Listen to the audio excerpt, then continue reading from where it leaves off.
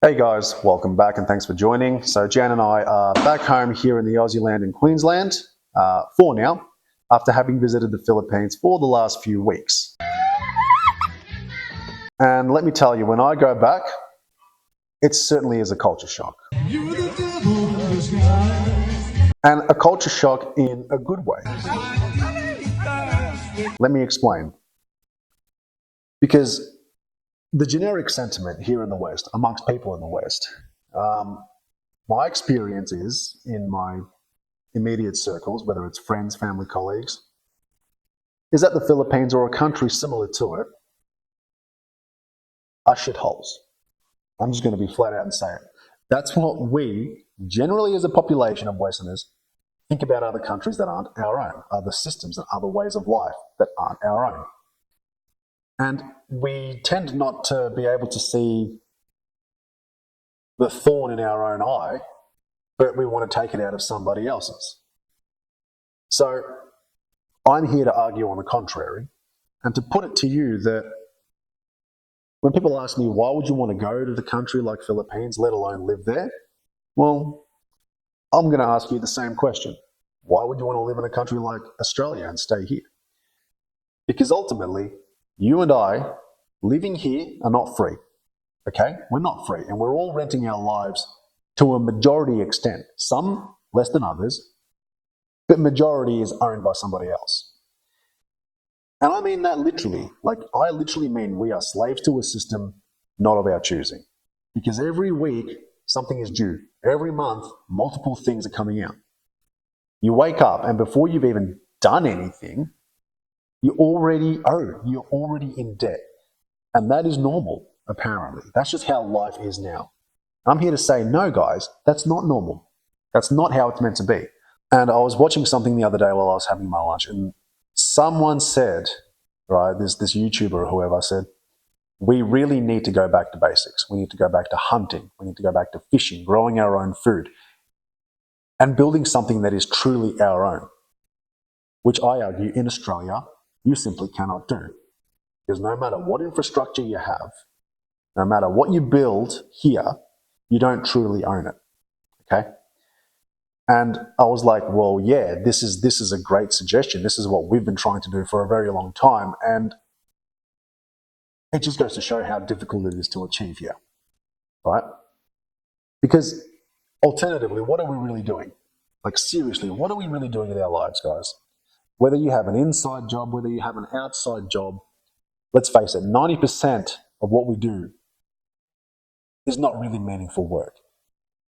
And not only is it not meaningful work, we're also working for something that's not meaningful, which these days are numbers on a screen. So we can pay those numbers on a screen to another screen to keep existing in a space and in a culture and a society that isn't really our own. And people will hear that and go, well, yeah, that's society. I guess that's just how it is. And that's how it is now. Well, it didn't used to be. On this very continent, guys, right here where you're standing or sitting or whatever you're doing, and pretty much everywhere else around the globe, people live just fine without all this extra weight, all this extra baggage. They knew how to feed themselves. They knew how to move around, how to adapt, and how to build what they truly needed. You know, no one was waking up and thinking about credit cards and direct debits and loans. That wasn't a thing. And it worked. For a long time, it worked. Which is why it's kind of funny when people act like this current setup is the only way humans can function. Because it's clearly not. It's clearly not. But try doing it differently now. Even just slightly differently. Not even like full off grid. But just try to go a little bit more independent here in Australia. And you feel the pinch. You feel that squeeze straight away. Because you go to build something. First of all, you got to pay for everything. No matter what you do, whether it grows organically out of the ground or whatever it is, everything here costs $1. Whether it's $1 or thousands of dollars. But you try to do anything, it's paperwork. You know, do you pay rates for your land? I don't care if you own that shit outright. If you pay rates, it's not yours. Stop paying and see what happens after a while. You want to get any resource, it's restricted. There's gatekeepers to water, to everything. And it's just like everything tries to push you back in a lane. And at first, it's not an aggressive shove. It's just enough to sort of go, it's not really worth. It's not really worth the effort of getting out. Like, I know I don't feel right. I know my life's not really truly my own, and I'm always going to be at the mercy of a bank or at the mercy of a job or an employer or at the mercy. You're always at the mercy of something, but it gives you just enough, at least up until recently, the last 10 years or so, it gives you just enough so that you stay comfortable just enough without wanting to blow your brains out, but also they make it too difficult to fully escape, right? And when you do try to step out, then it really becomes obvious. And this is where things get interesting. Because the moment that you even start to think like that, like removing yourself, going off the grid, simplifying, doing more for yourself, there's this automatic, especially when it comes to moving overseas to a different country, this is where people's automatic, like, I don't know, deflection, defense mechanism, cop out comes from. And it's like a broken record. I've experienced this personally. I can't even count how many times. And I can see it coming before they even say it. And it's the yeah, but. And the yeah, but, what usually follows that yeah, but, you probably already know what it's going to be. Some of you have probably said this to me in the comments before. And that's, yeah, but what about your healthcare? Every time that's what it comes down to is, what about your healthcare? And it's like, oh, that's my ultimate checkmate. Got you now, dickhead. It's like, what about when you're old? What about when you're old? And it's like, okay, maybe it's a fair question, but I don't agree with it. And I'm going to tell you why. Because ultimately, listen to what you're saying. You're basically admitting the whole thing, your entire life, everything that you're doing now, all that energy exhaustion, all that effort, it's all built around the ending. Like, it's the payoff for doing all of this is that at the very end of your life, you might get looked after. If you're in a financial position to be able to pay for that care, unless you've got really good kids that care and love you, that don't move away, or, it's in the West, let's face it, it's just not what happens. Kids don't give a shit about their parents, and that's just the way it is.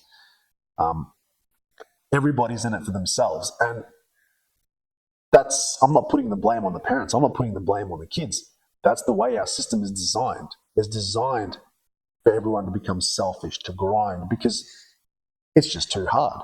It's very, very difficult, and everyone has to be in it for themselves, because the moment you care about somebody else, your own immediate family is at a loss, the people that are counting on you, because it's all money driven. And there's only so much money in the economy, and only so many people have access to so much, right? So why are we optimizing for that end little portion of our lives, just that last stretch, not the middle, not where it means the most, the bulk of your life, but just the end? Doesn't anyone think that's just a really weird deal if you sit with it long enough? Like, because if everything in between was solid, if you really lived a purposeful, meaningful life, you wouldn't be so focused on squeezing out a little bit of extra time at the end. Okay, you just wouldn't. You'd be completely content with it. And I know people don't like to hear that, but it's just the truth, guys. It's just the truth. If you really expend that energy on creating something meaningful, you'll be happy to go earlier if you have to, right? And you can feel it when somebody's lived properly. They're not panicking about a few extra years. Anyway, my point is, I digress a little bit there, and I'm sorry. But the point is, this system keeps you just busy enough and just comfortable enough and just, I don't know, the noose around the neck tight enough that you're never really able to escape, that you're never really able to leave. I mean, I think a lot of you think about it. I'm seeing more people wake up to it. I don't think everybody thinks about it at some point. This is all I've been thinking about for years. Wouldn't it be better just to simplify everything, just to be able to get rid of it all? Here, you can't. You simply can't.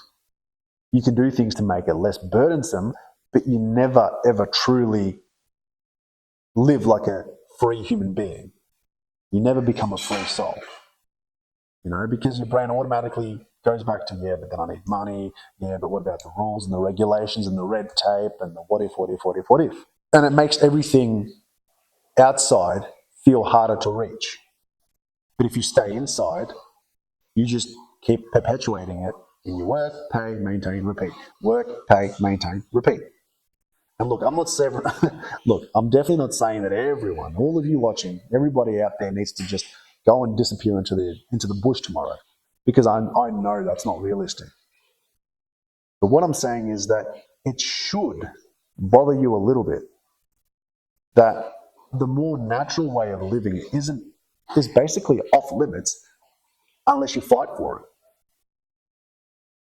And that should at least raise an eyebrow. Because right now, most people don't actually own their life. They don't. None of us do. Not in any meaningful way. A vacation doesn't count. You're just prolonging the inevitable. Really. You go away and you come back to the same problems that you've always had. It doesn't fix anything. Going on holiday, taking the weekend off, living for the weekend, living for the 2 weeks. Most Aussies, oh, let's go to Bali. Fuck yeah, Bali. Shit. Like, no, that's not living, guys. Your time is allocated, your space is borrowed, and all of our directions are influenced. All of them, whether we choose to see it or not.